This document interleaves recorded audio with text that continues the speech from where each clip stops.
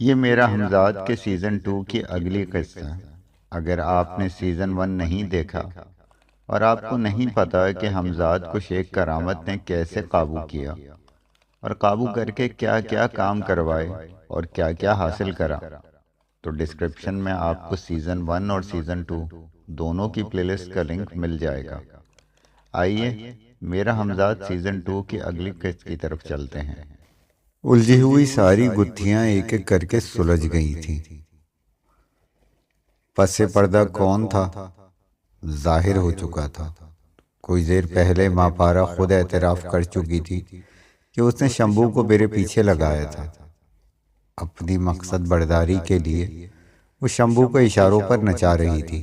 شمبھو کے سامنے وہ کھل کر آئی نہیں تھی۔ فی الحال میں اس سے لائل تھا، مگر یہ سارے مسئلے بعد کے تھے۔ اس وقت تو میری جان پر بنی ہوئی تھی۔ میرے نزدیک ماں پارا کی دھمکی بے معنی نہیں ہو سکتی تھی۔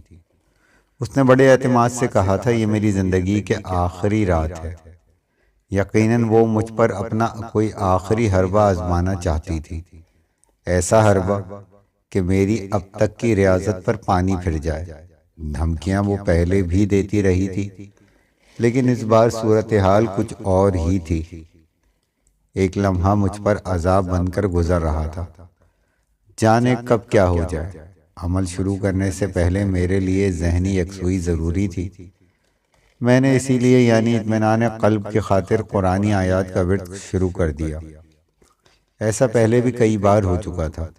شدید ہیجانی کیفیت میں کلام الہی سے میرے دل کو سکون آ گیا تھا۔ اس وقت بھی مجھے مایوسی نہیں ہوئی تھی۔ میں نے ہر خطرے کو ذہن سے جھٹک کر خدا سے لو لگا لی تھی۔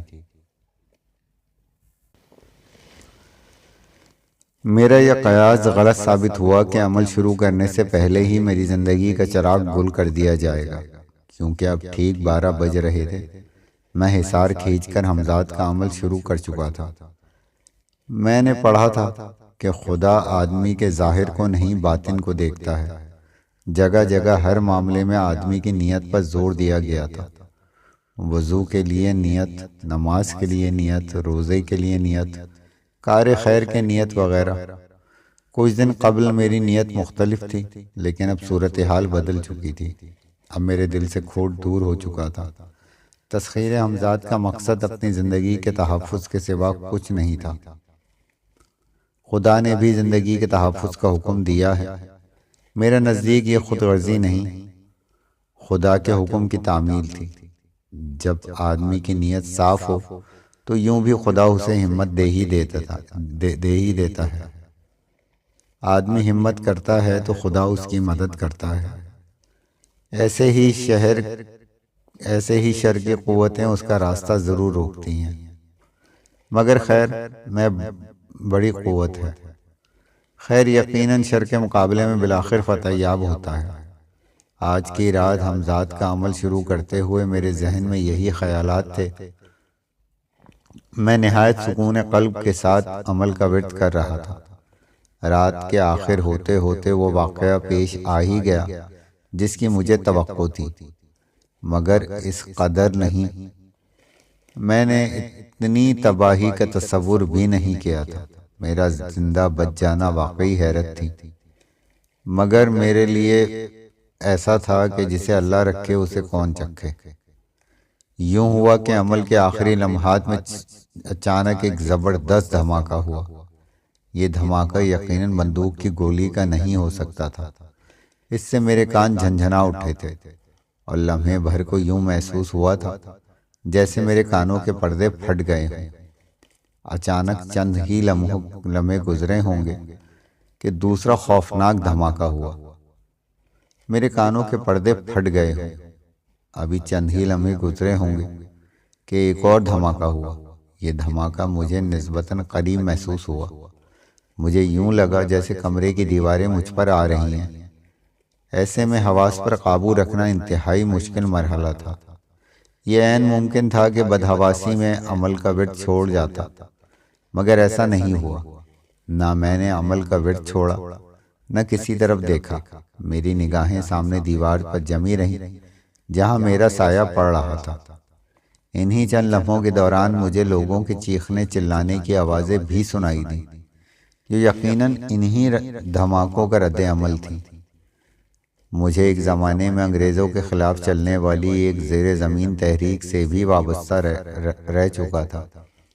یہ اس وقت کی بات ہے جب بر صغیر کو آزادی نہیں ملی تھی۔ میں اپنی سرگزشت کے پہلے حصے میں تفصیل کے ساتھ اس کا ذکر کر چکا ہوں۔ یہاں یہ ذکر یوں آ گیا کہ ان دھماکوں نے مجھے برسوں پہلے کی یاد دلا دی تھی۔ یقیناً یہ دستی بموں کے دھماکے تھے۔ اس سے قطع نظر کہ یہ حرکت کس کی تھی، یہ امر یقینی تھا کہ اس سے بڑی تباہی پھیلی ہوئی تھی۔ میری کوٹھی کا شاید ہی کوئی حصہ سلامت بچا ہو۔ میں یہ سوچتا ہوا اپنے عمل ختم ہونے پر حصار سے باہر آ گیا اور اپنے کمرے کی دیواروں پر نگاہ ڈالی۔ دیواروں میں جگہ جگہ دراریں پڑ چکی تھیں۔ ان دستی بموں سے میرے کمرے کے محفوظ رہ جانے کا سبب اس کے سوا اور کیا ہو سکتا تھا کہ ابھی میری زندگی کے دن پورے نہیں ہوئے تھے۔ خدا مجھے دشمن کے حملوں سے بچانا چاہتا تھا، ورنہ تو میری زندگی ختم ہونے میں کوئی کسر باقی نہیں تھی۔ حالات کیوں، کیسے اور کس طرح پیش آئے ہوں گے، اس کے لیے ماپارا نے کسی کو اعلی کار بنایا ضرور ہوگا۔ یہ ساری باتیں میں سوچتا رہا۔ اس وقت تو مجھے کچھ اور ہی فکر تھی۔ مجھے عمل کی شرط کے مطابق قریبی چوراہے پر روٹی رکھ کر آنا تھا اور بقیہ ضمنی شرائط پوری کرنا تھی۔ چوراہے تک پہنچتے ہوئے مجھے کسی سے گفتگو نہیں کرنی تھی، پھر واپسی میں 40 قدم تک اسی پر عمل کرنا تھا، اور اس دوران میں آتے جاتے مڑ کر بھی نہیں دیکھنا تھا۔ اس کے بعد مجھے سیدھے تھانے پہنچنا تھا۔ جسم پر مختصر لباس موجود تھا، صرف حصار کے اندر تک ہی تھی، اس لیے میں نے پورا لباس پہن لیا تھا، کیونکہ مجھے اب یہاں واپس نہیں لوٹ کر آنا تھا۔ میں روز جس راستے سے قریبی چوراہے تک جاتا تھا، آج بھی مجھے وہی راستہ اختیار کرنا تھا۔ میں دھڑکتے دل کے ساتھ روٹی ہاتھ میں لیے اپنے کمرے سے نکلا تو مجھے اصل تباہی کا اندازہ ہوا۔ میری کوٹھی کھنڈر میں تبدیل ہو چکی تھی۔ کہیں ملبہ تھا، کہیں ٹوٹی ہوئی دیواریں۔ صرف وہی کمرہ پوری طرح سلامت تھا جہاں میں عمل کر رہا تھا۔ میں ملبے کے درمیان سے گزرتا ہوا آگے بڑھا تو دور ہی سے مجھے لوگوں کا ہجوم نظر آیا۔ یقیناً یہ محلے کے پڑوس والے تھے جو دھماکوں کی آوازیں سن کر وہاں جمع ہو گئے تھے۔ کچھ درخت گرنے سے رہ گئے تھے۔ میں ان کی آڑ لیتا ہوا اپنی راہ ہو لیا۔ میں نے کوشش کی تھی کہ کسی کی نگاہ مجھ پر نہ پڑے۔ معلوم نہیں میں اپنی اس کوشش میں کسی کی نگاہ مجھ پر پڑی یا نہ پڑے۔ معلوم نہیں میں اپنی اس کوشش میں کس حد تک کامیاب ہوا، لیکن کسی نے نہ مجھے روکا نہ ٹوکا، نہ غالباً میری طرف اشارہ کیا۔ اس کا ایک سبب شاید یہ بھی تھا کہ وہ لوگ منتشر نہیں تھے، بلکہ ایک ہی جگہ جمع تھے۔ پھر یہ بھی کہ اندھیرا ہی تھا۔ میں ہجوم سے بچ کر گزر گیا تھا۔ چوراہے پر روٹی رکھ کر تھانے کے عقبی حصے تک پہنچتے ہوئے مجھے کوئی واقعہ پیش نہیں آیا۔ عقبی پھاٹک سے گزر کر میں دبے پاؤں حوالات کی طرف بڑھ گیا۔ تھانے میں مجھے اس وقت غیر معمولی نقل و حرکت نظر آئی اور میں اس کی وجہ سمجھ گیا تھا۔ تھانہ میری کوٹھی سے زیادہ دور نہیں تھا۔ یقیناً دھماکوں کی آوازیں وہاں تک بھی پہنچی ہوں گی۔ حوالات کے باہر برآمدے میں بلب ابھی تک بجھا ہوا تھا، مگر قریب پہنچ کر میں نے اس سپاہی کے ہیبلے کو محسوس کر لیا جس نے بغیر کچھ کہے میرے حوالات کے دروازے کو کھول دیا تھا۔ میں نے جیسے ہی حوالات کے اندر قدم رکھا، اس نے آہنی دروازہ بند کر دیا، یوں جیسے وہ میرا ہی منتظر تھا۔ حوالات کے اندر پہنچ کر جیسے ہی میرا ذہن کا سارا بوجھ ہلکا ہو گیا۔ میں ایک سخت آزمائش سے گزر کر بہرحال اپنی منزل تک پہنچ گیا تھا۔ کچھ دیر کے بعد میں نے نماز فجر ادا کی اور زمین پر بچھے ہوئے کمبل پر دراز ہو گیا۔ مگر نیند کسے آنی تھی؟ نیند ابھی آنکھوں سے اوجھل تھی۔ گزرے ہوئے سنسنی خیز لمحات کے تصور کو فوری طور پر اپنے ذہن سے جھٹک دینا میرے لیے ممکن نہیں تھا۔ اب میرے لیے یہ سمجھنا کچھ مشکل نہیں تھا کہ میری دشمن جاں ماپارا کی دھمکی بے سبب نہیں تھی۔ اس نے اپنی دانش میں میری موت کا پورا بندوبست کر دیا تھا۔ خود میں بھی تقریباً ایک ایسا ہی حربہ اس پر آزما چکا تھا، مگر وہ بھی بچ گئی تھی اور میں بھی زندہ تھا۔ میری اور اس کی ٹکر تقریباً برابر کی تھی۔ ہاں، ان دنوں صورتحال مختلف تھی۔ ایک بھٹکی ہوئی روح کے شر سے بچنا نسبتاً مشکل کام ہوتا ہے۔ اب عمل پورا ہونے میں صرف 2 ہی راتیں باقی تو رہ گئی تھیں۔ اس کے بعد میں ہمیشہ کے لیے ماپارا کی روح کے شر سے آزاد ہو جاتا۔ میں نے اپنے دل کو تسلی دی اور سونے کی کوشش کرنے لگا۔ سوچتے سوچتے میری آنکھ لگ گئی۔ پھر میں خود نہیں جاگا۔ مجھے بیدار کرنے والا ایک سپاہی تھا۔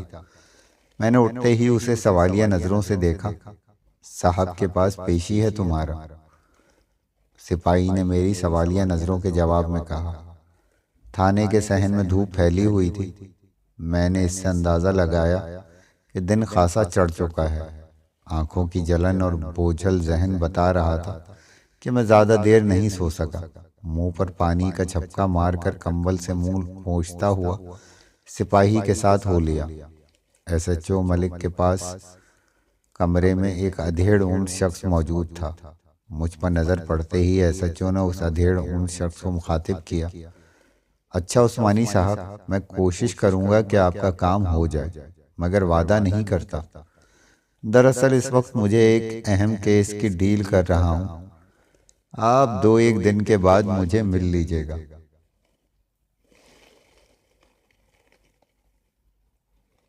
ادھیڑ اونٹ شخص غالباً سمجھ گیا کہ اس وقت SHO اس سے مزید گفتگو نہیں کرنا چاہتا۔ وہ بہت بہت شکریہ کہتا ہوا اٹھ کھڑا ہوا۔ وہ شخص کمرے سے نکلا تو SHO نے سپاہی کو ہدایت دی، اب کسی کو اندر نہیں آنے دینا، سمجھ گئے؟ جی صاحب۔ سپاہی نے فرما برداری سے سر ہلایا اور مڑ گیا۔ دروازہ بھیڑتے جانا، SHO نے ہانک لگائی۔ سپاہی نے باہر نکل کر کمرے کا دروازہ بند کر دیا۔ میں اب تک اپنی جگہ خاموش کھڑا تھا۔ مجھے کچھ اندازہ ہو رہا تھا کہ اس نے مجھے کیوں بلایا ہے، لیکن خاصی دیر تک وہ کچھ نہیں بولا، بس مجھے اپنی گول گول آنکھیں گھما کر گھورتا رہا۔ اس نے مجھے بیٹھنے کو بھی نہیں کہا۔ اس کا رویہ میرے لیے الجھن آمیز تھا۔ پھر اسی لیے بولے بغیر نہ رہ سکا۔ کیا بات ہے جناب؟ جناب، آپ کچھ ناراض کا بچہ؟ وہ جیسے ایک دم پھٹ پڑا۔ مجھ سے کوئی غلطی ہو گئی ہے جناب، میں نے خود پر قابو پاتے ہوئے کہا۔ نہیں، اس نے یہ کہہ کر ہونٹ بیچ لیے، پھر پھنکارا۔ غلطی تو مجھ سے ہوئی ہے کہ تیری جھوٹی سچی باتوں پر یقین کر لیا۔ یہ کہہ کر اس نے گہرا سانس لیا۔ میں کچھ بھی نہیں سمجھا جناب۔ سمجھاؤں گا تو میں تجھے۔ اس کی ناک کے نتنے پھڑکنے لگے۔ پہلے کیوں نہیں بتایا تھا تو نے کہ تیرا تعلق کسی تخریب کار گروہ سے ہے؟ اس نے مجھے یوں آنکھیں نکال کر گھورا جیسے کچا چبا جائے گا۔ تخریب کار گروہ؟ یہ کیا کہہ رہے ہیں آپ جناب؟ میں گڑبڑا گیا۔ معلوم نہیں یہ کیا نیا قصہ شروع ہو گیا تھا۔ تو پھر کیا ان سے میری رشتہ داری تھی جنہوں نے تیری کوٹھی پر دستی بم پھینکے ہیں؟ اس نے چپتے ہوئے لہجے میں کہا۔ اب بھی جناب کمال کرتے ہیں، میرا بھلا کسی تخریب کار گروہ سے کیا تعلق؟ کوٹھی بھی میری ہے اور تباہی بھی میری ہوئی ہے۔ تیری کوٹھی؟ اس نے میری بات کاٹ دی۔ تھی کبھی تیری۔ اب وہ کچھ کہتے کہتے رک گیا۔ اب میں واضح طور پہ سمجھ گیا تھا کہ اس کے غصے کا سبب کیا ہے۔ مجھے یہ بھی یاد آ گیا کہ گزشتہ روز وہ مجھ سے کوٹھی اپنے نام پر منتقل ہونے کی باتیں بھی کر رہا تھا۔ کوٹھی کی تباہی گویا اس کا ذاتی نقصان تھا۔ شاید اسی کھولن میں وہ تخریب کاروں سے میرا رشتہ جوڑ رہا تھا۔ پھر ذرا سی دیر میں اس نے سب کچھ اگل دیا، جو کچھ اس کے دل میں تھا۔ گزشتہ شب کے واقعے کی روشنی میں حقیقتاً وہ یہ سمجھ رہا تھا میں کسی تخریب کار گروہ کا سرغنہ ہوں اور کسی دوسرے گروہ سے میری ٹھن گئی ہے۔ میری کوٹھی کو اسی لیے تباہ کر دیا گیا تھا۔ مجھے اس کے انداز فکر پر کوئی حیرت نہیں ہوئی کہ عموماً پولیس والے اسی انداز میں سوچتے ہیں۔ اس نے موجودہ واقعے کی روشنی میں مجھے جو مفروضہ قائم کیا تھا وہ واقعے کو پیش نظر رکھتے ہوئے معلوم نہیں ہو رہا تھا، اس لیے کہ معمولی غنڈے اور بدماشوں کے پاس دستی بم نہیں ہوا کرتے تھے۔ اس واقعے نے اس کی نظر میں میری حیثیت کو مزید مشتبہ بنا دیا تھا۔ وہ اسی لیے اب میرے سچ کو بھی جھوٹ سمجھ رہا تھا۔ یہ کوئی معمولی واقعہ نہیں ہے، پورا تھانہ معطل ہو سکتا ہے۔ اس سے پہلے کہ میں تیری کھال ادھیڑ دوں، زبان کھول دے، اس نے مجھے دھمکی دی۔ مجھے پہلی بار احساس ہوا کہ معاملہ سنگین نوعیت اختیار کر گیا ہے۔ یہی سوچ کر میں عاجزی پر اتر آیا۔ میری پوری کوشش تھی کہ کسی طرح اسے میری بے گناہی کا یقین آ جائے۔ میری عاجزی اور گریہ زاری پر پورے طور پر رائگاں نہیں گئی۔ اس سے کم از کم یہ ضرور ہوا کہ اس کے چہرے کا تناؤ ختم ہو گیا۔ اگر تو سچا ہے تو پھر میں ایس پی صاحب کو کیا جواب دوں؟ انہوں نے میری ناک میں دم کر رکھا ہے۔ اس کا انداز خود کلامی سا تھا۔ مجھے اندھیرے میں روشنی نظر آئی تو فوراً بول اٹھا، آپ ان سے بس 3 دن کی مہلت لے لیں، وہ تخریب کار آپ کے قدموں میں ہوں گے۔ کیا؟ وہ اچانک چونک اٹھا۔ کیا تو انہیں جانتا ہے؟ نہیں۔ پھر کیا جادو کی چھڑی ہے تیرے پاس کہ مجرم خود چل کر تھانے آ جائیں گے؟ بس میرا عمل پورا ہو جائے، پھر میں 2 منٹ میں آپ کے مجرموں کا سراغ لگا لوں گا۔ اگر ایسا نہ ہو تو پھر جو چور کی سزا وہ میری سزا۔ میں نے بہت اعتماد سے کہا، رہنے دے، بس زیادہ باتیں نہ بنا۔ تو ایسا ہی پہنچا ہوا ہوتا تو حوالات میں نہ سڑ رہا ہوتا۔ چلا ہے مجھے حصہ دینے، وہ منہ بنا کر بولا، پھر کہنے لگا، بس اب میں تجھے حوالات سے نہیں نکلنے دوں گا۔ ایک رات کے لیے چھوڑا تھا تو یہ گل کھلا دیا تو نے۔ مزید ایسا نہ کہیں جناب، میں بول اٹھا، اس سے تو بہتر ہے کہ آپ مجھے شوٹ کر دیں، خود گولی مار دیں مجھے، تاکہ میں سسک کر تو نہ مروں۔ میں پھر آہو بکا پر اتر آیا۔ اس وقت اس کی ضرورت تھی۔ میں جس قدر عمدہ اداکاری کا مظاہرہ کرتا اس پر اتنا ہی زیادہ اثر ہوتا۔ میں اس کے سامنے گڑ گڑا رہا تھا۔ آپ نے مجھ سے وعدہ کیا تھا کہ روز رات کے وقت میں اسے وہ زبانی معاہدہ یاد دلانے لگا جو اس نے میرے اور اپنے مابین کیا تھا۔ اس کی خاطر تو جناب میں نے اپنا سب کچھ قربان کر دیا، یہاں تک کہ اپنی کوٹھی۔ بس مزید بکواس کی ضرورت نہیں۔ اب میں دعویٰ کس پر کروں گا؟ اس کوٹھی کی تباہی کا؟ اب وہاں رہ کیا گیا ہے سوائے زمین کے؟ لیکن جناب اس میں میرا تو کوئی قصور نہیں۔ میں نے اس وقت کوٹھی کے کاغذات آپ کے سپرد کر دیے تھے۔ زیادہ صفائیاں نہ دے۔ میں سمجھا اس میں بھی کوئی چال ہوگی۔ ہاں، مومو بگاڑ کر بولا، سارے شہر میں خوف و ہراس پھیل گیا ہے، فون پر فون آ رہے ہیں افسران کے، اور مجھے الٹی پٹیاں پڑھانے کی کوشش کر رہا ہے۔ میں آپ کو کیسے یقین دلاؤں کہ میرا اس واقعے سے کوئی تعلق نہیں؟ میری زندگی تو پہلے ہی خطرے میں پڑ گئی ہے۔ تو کیا تو یہ سمجھ رہا ہے کہ تیرے مرنے سے ہماری جان چھوٹ جاتی؟ افسران پوچھتے نہیں مجھ سے کہ جو بندہ حوالات میں تھا وہ کہاں ہے؟ میں اس کی لاش حوالات سے باہر موقع واردات پر کیسے پائی گئی؟ پھر بڑے بحث مباحثے اور منت سماجت کے بعد وہ اپنے وعدے پر قائم رہنے کے لیے آمادہ ہوا۔ اسے بھی میں خدا کی طرف سے مدد ہی کہوں گا جس نے اس کے دل میں نیکی ڈال دی، ورنہ تو میں گھبرا گیا تھا۔ یوں بھی قانونی طور پر جواب طلبی کا اس کے پاس کوئی جواز نہیں تھا۔ کیونکہ میں بہرحال پولیس کسٹڈی میں تھا۔ ابھی میں اس کے کمرے میں ہی تھا، مان میری گردن میں شدید تکلیف شروع ہو گئی۔ اس کے ساتھ ہی مجھے یاد آیا آج گردن کے زخم کی ڈریسنگ نہیں ہو سکی تھی۔ کیا ہوا تمہیں؟ اس نے میرے چہرے پر غالباً تکلیف و اذیت کے آثار دیکھے تو میری کرات سن کر ایس ایچ او نے بولا، کل آپ نے فرمایا تھا کہ ڈاکٹر، میں رک کر بمشکل بول رہا تھا، آپ نے کہا تھا کہ صبح کسی سپاہی کو میری کوٹھی بھیج دیں گے اور وہ ڈاکٹر کو یہاں بلا لے گا۔ اچھا، یہ تو میں بھول ہی گیا۔ اس نے اس طرح کہہ دیا جیسے یہ کوئی بات ہی نہ ہو۔ اپنی تکلیف کے احساس پر قابو پاتے ہوئے میں نے اس سے التجا کی کہ میرے بتائے ہوئے پتے پر وہ اس وقت کسی سپاہی کو بھیج دیں۔ ابھی آ جائے گا وہ ڈاکٹر؟ میرا مطلب ہے کہ پیسے ویسے تم نے اسے، وہ میں پیشگی دے چکا ہوں۔ آپ بس مجھ پر اتنی مہربانی کر دیں کہ کسی سپاہی، میں بات ادھوری چھوڑ کر پھر کرانے لگا۔ تکلیف لمحہ بلمحہ بڑھتی جا رہی تھی۔ پتہ بتاؤ۔ میں نے اسے پتہ بتا دیا، اس نے لکھ لیا۔ ٹھیک ہے، میں ابھی کسی سپاہی کو بھیج دیتا ہوں، وہ بولا۔ شاید اسے میری حالت پر رحم آ گیا تھا۔ تمہیں تکلیف کیا ہے؟ بیٹھ جاؤ کرسی پر۔ کیا کوئی پرانا زخم ہے؟ جی ہاں، بہت بہت پرانا۔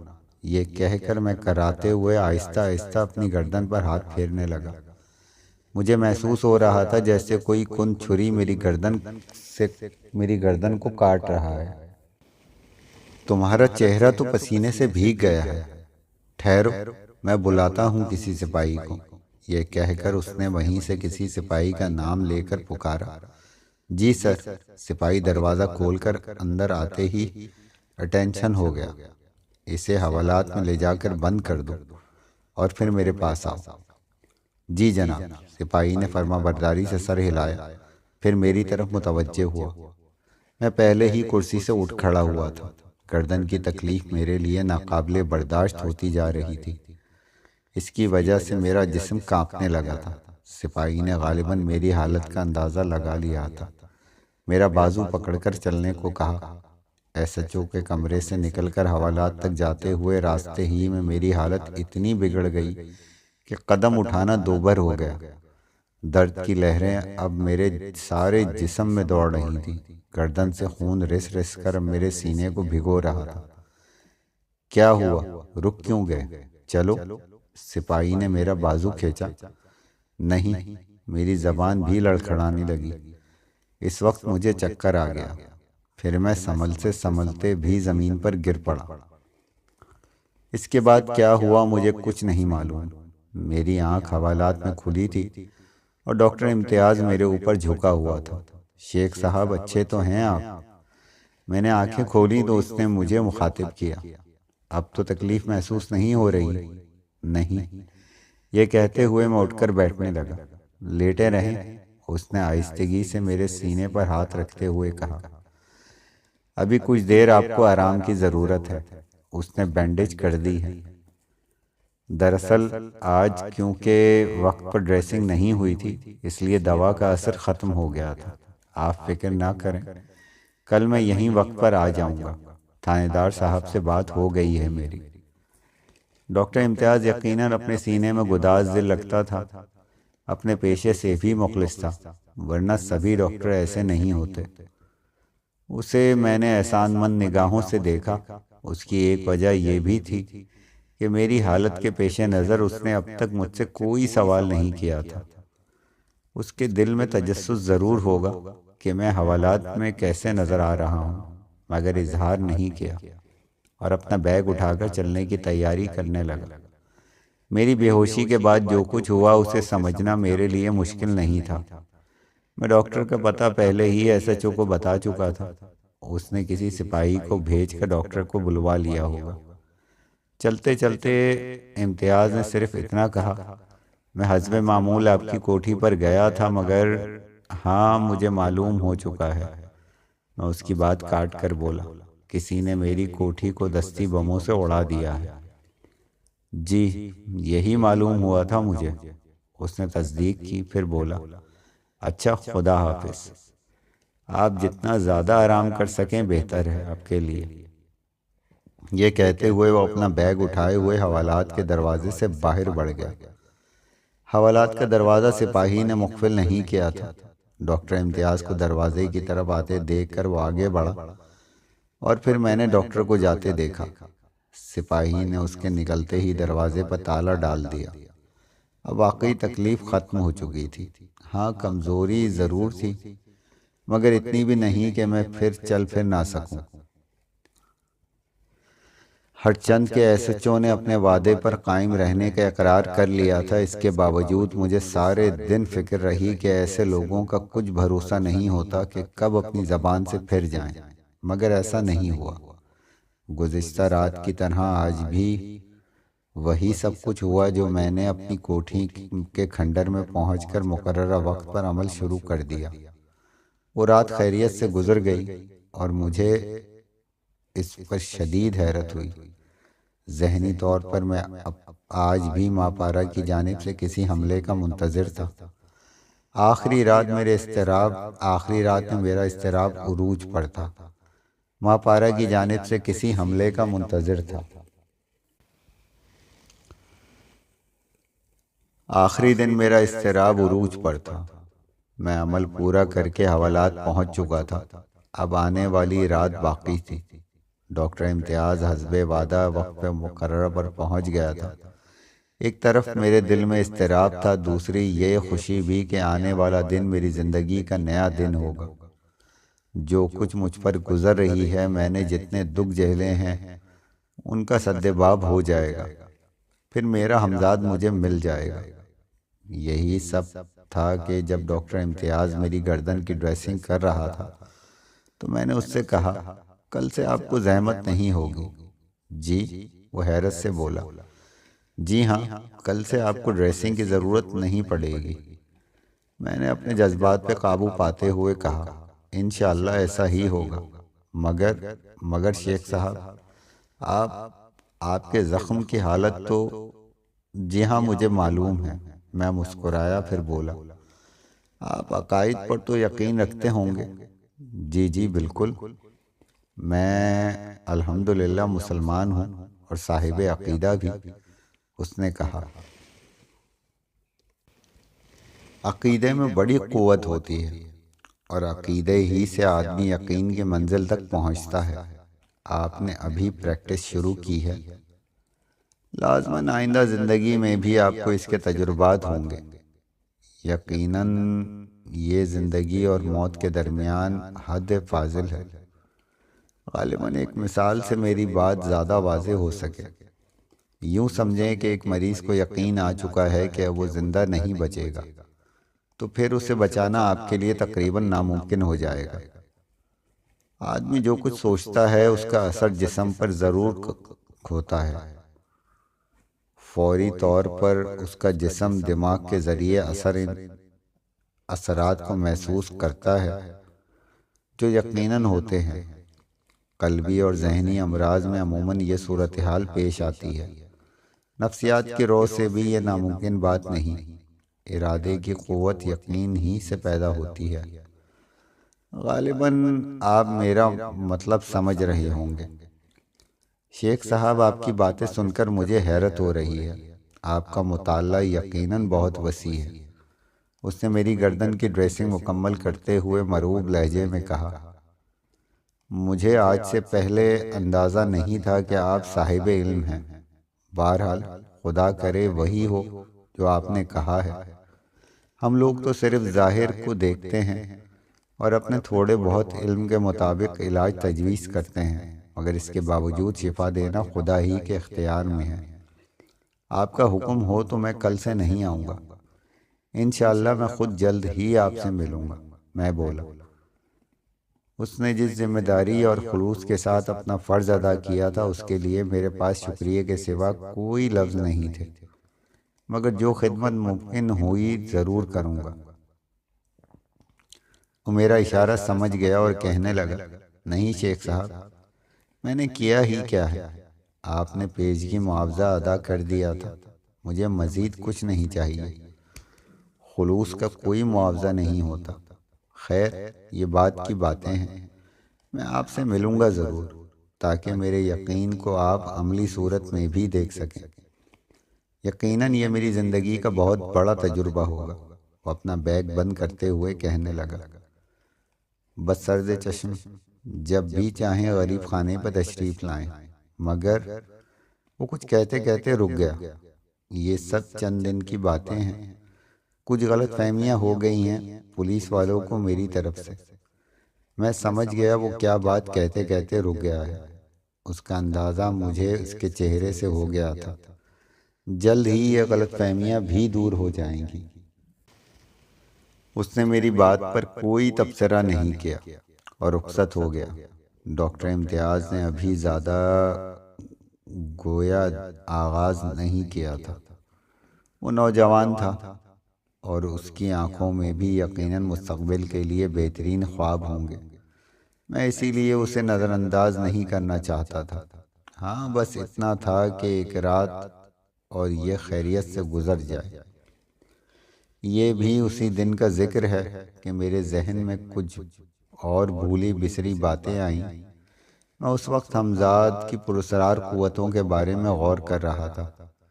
وہ عبارت میرے صفحہ ذہن پر الفاظ کی صورت میں نمایاں ہو گئی جو میں نے فارسی زبان میں قلمی نسخے میں پڑھی تھی۔ وہ قلمی نسخہ اب تک میرے پاس موجود تھا۔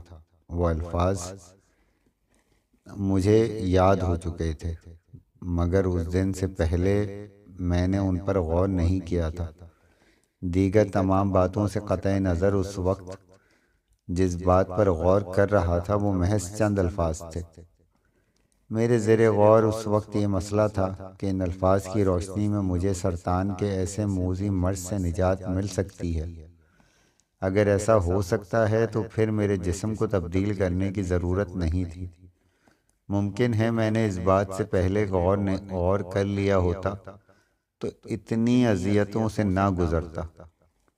یہ ماپارا کے سحر کا نتیجہ تھا کہ اس نے مجھے ایسے خطرناک مرض میں مبتلا کر دیا تھا۔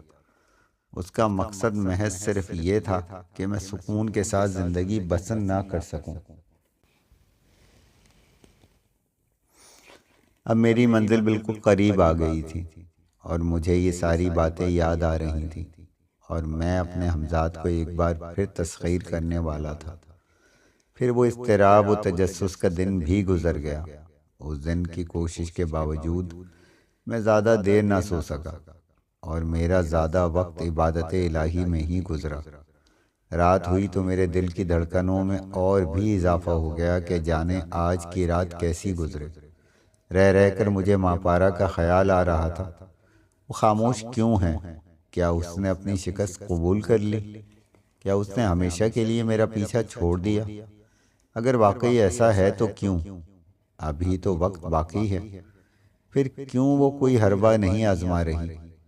ذہن میں یہی سوال گردش کرتے رہے اور وقت گزرتا رہا۔ وقت مقررہ پر آج رات بھی خاموشی کے ساتھ حوالات سے نکل گیا۔ ایس ایچ او ابھی تک اپنے وعدے پر قائم تھا۔ ہاں، آج رات گزرنے کے بعد جو چاہتا میرے ساتھ سلوک کرتا اور اس کے لیے میں تیار تھا۔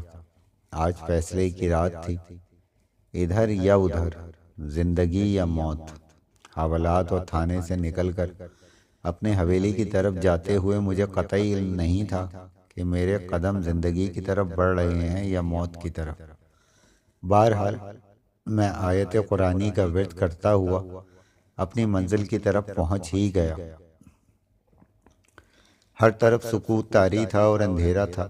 ملبے کے درمیان ٹوٹی ہوئی دیواروں کے قریب سے گزرتا ہوا اپنے کمرے تک پہنچ گیا۔ پھر جیسے ہی میں نے اپنے کمرے کا دروازہ کھولا تو میری آنکھوں میں چکا چوند سی ہو گئی۔ اندھیرے سے ایک دم تیز روشنی چپتی ہوئی محسوس ہوئی اور میری آنکھیں بند سی ہونے لگیں۔ اسی وقت مجھے ایک آشنا آواز سنائی دی، آنکھیں کھولو شیخ، آخری نظارہ کر لو، پھر شاید تم مجھے کبھی نہ دیکھ سکو۔ یہ آواز میری دشمن جاں ماپارا کی تھی۔ اس افتاد نے وقتی طور پر میرے حواس کو متاثر ضرور کر دیا تھا، مگر اس قدر نہیں کہ میں سنبھل نہ پاؤں۔ یقیناً اس تیز روشنی کا مقصد مجھے بوکلا ہی دینا تھا۔ ماپارا نے دانستہ یہ حرکت کی تھی۔ روشنی سے ڈرتے ہو؟ ماپارا کی آواز میں نے پھر سنی اور اس کے ساتھ اس نے زور زور سے ہنسنے لگی۔ تم اب چاہتی کیا ہو؟ میں نے اس کی بات کو نظر انداز کرتے ہوئے آہستہ سے آنکھیں کھولی۔ میرے بالکل مقابل ایک چمکیلا غبار رقصہ تھا جس کے درمیان ماپارا کا ہیولہ نظر آ رہا تھا۔ اس کے لبوں پر بڑی شفاف مسکراہٹ تھی۔ میں کیا چاہتی ہوں بتا دوں؟ بس یوں سمجھ لو کہ میں جو چاہتی تھی وہ پورا ہو گیا۔ اسے میں تمہاری شکست کی آواز سمجھوں یا دھمکی؟ میں نے جرأت کا مظاہرہ کیا۔ دھمکی نہ شکست کی آواز، اسے تم حقیقت سمجھ سکتے ہو، اس نے بڑے سکون و اعتماد سے جواب دیا۔ مدتوں بعد یہ پہلا موقع تھا کہ میں اس سے ہم کلام تھا۔ اس سے پہلے وہ ہمیشہ میرے عمل کے دوران میں ہی آیا کرتی تھی، یا ایک بار عمل کے وقت سے پہلے آئی تھی تو فوراً ہی دھمکی دے کر غائب ہو گئی تھی۔ میں کچھ کہنے کی حسرت لیے ہی رہ گیا، مگر آج یہ موقع تھا اور عمل کا وقت شروع ہونے میں ابھی بھی دیر تھی۔ میں اس لیے اپنے دل کی بھڑاس نکالنے کے لیے بولا، پرسوں رات بھی تم نے دعویٰ کیا تھا کہ میری زندگی کی آخری رات ہے۔ میرے لہجے میں کاٹ تھی۔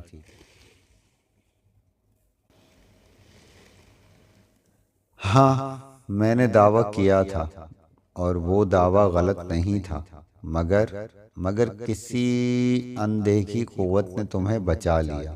میں نے اپنی دانش میں کوئی کسر نہیں چھوڑی تھی مگر تم زندہ بچ سکے۔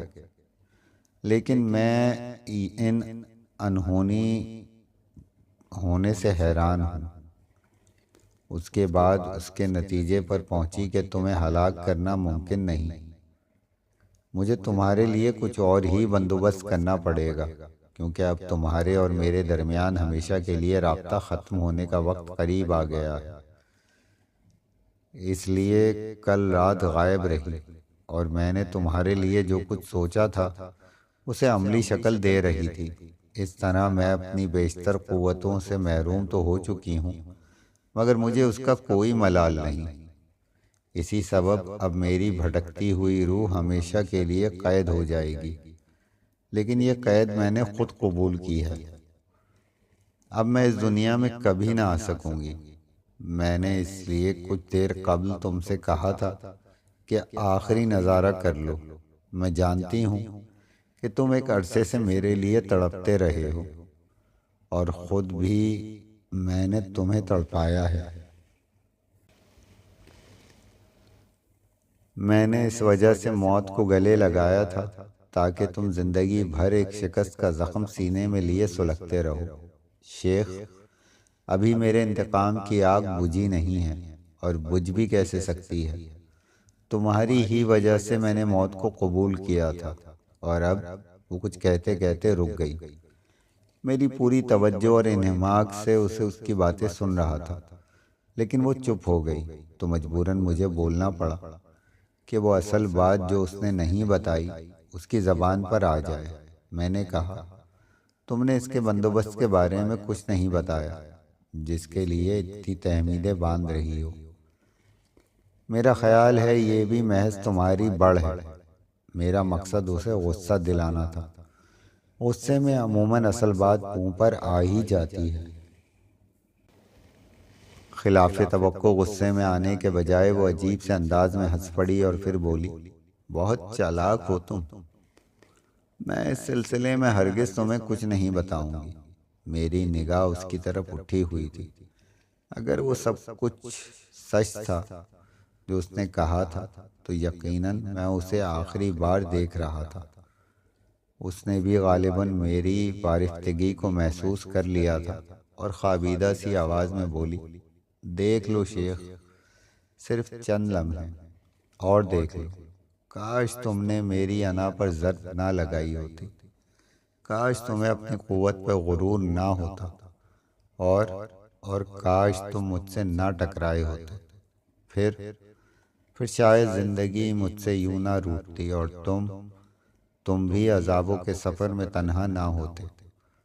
اس کی آواز لمحہ بلمحہ مدھم ہوتی جا رہی تھی، چمکیلا غبار مان پڑتا جا رہا تھا اور اب اس کا ہیولہ دھندلا گیا تھا۔ مجھ پر بھی اس وقت ایک ناقابل بیان سی کیفیت طاری ہو گئی تھی، دل پر ایک بوجھ سا محسوس ہو رہا تھا۔ میں نے اسی کیفیت میں اسے پکارا، ماں پارا، ماں پارا۔ جانے والوں کو آواز نہیں دیا کرتے شیخ، وقت گزر چکا ہے، خدا حافظ، ہمیشہ کے لیے خدا حافظ۔ اس کی آواز جیسے کہیں بہت دور سے سنائی دے رہی تھی۔ اس کے ساتھ ہی کمرے میں تاریکی پھیل گئی، چمکیلا غبار اور ماپارا کی روح کا ہیولہ غائب ہو چکا تھا۔ کچھ دیر میں عجیب سے عالم میں اپنی جگہ کھڑا رہا۔ دشمنی کی بھی اپنی الگ ایک قدر ہوتی ہے، اسی لیے کہا گیا ہے کہ نادان دوست سے دانا دشمن بہتر ہوتا ہے۔ ماپارا کا شمار یقیناً دانا دشمنوں میں کیا جا سکتا تھا۔ ایسے دشمن بھلائے نہیں بھولتے۔ وہاں مجھے احساس ہوا کہ کہیں عمل کا وقت نہ گزر جائے۔ میں نے جلدی سے آگے بڑھ کر چراغ روشن کیا اور اس وقت 12 بجنے میں صرف 2 منٹ باقی تھے۔ میں نے اطمینان کا سانس لیا اور پھر عجلت عمل کے لیے تیاری شروع کر دی۔ حمزاد کے عمل کی وہ آخری رات بغیر کسی ہنگامے کے گزر گئی۔ معلوم نہیں ماپارا نے مجھ سے انتقام لینے کے لیے کیا صورت نکالی تھی، لیکن عمل میں کوئی رکاوٹ نہیں ہوئی تھی۔ پہلی مرتبہ جب میں نے حمزاد کا چلہ پورا کیا تھا تو وہ فوری طور پر میرے سامنے نہیں آیا تھا اور مجھے بڑی آزمائشوں میں ڈالا تھا، جن کا ذکر تفصیلی طور پر میں کر چکا ہوں۔ اس مرتبہ ایسا نہیں ہوا اور اس کا سبب تھا اب حمزاد خود مسخر ہونا چاہتا تھا۔ ایک طویل عرصے کا ساتھ رہ کر مجھ سے اسے اور مجھے اس سے لگاؤ ہو گیا تھا، کیونکہ وہ میرا ہی تو تھا۔ ادھر میں نے اپنا عمل ختم کیا، ادھر وہ ظاہر ہو گیا۔ یہ کہانی یہاں ختم نہیں ہوئی ہے۔ کہانی کا اگلا حصہ جاننے کے لیے ہماری اگلی ویڈیو ضرور دیکھیں۔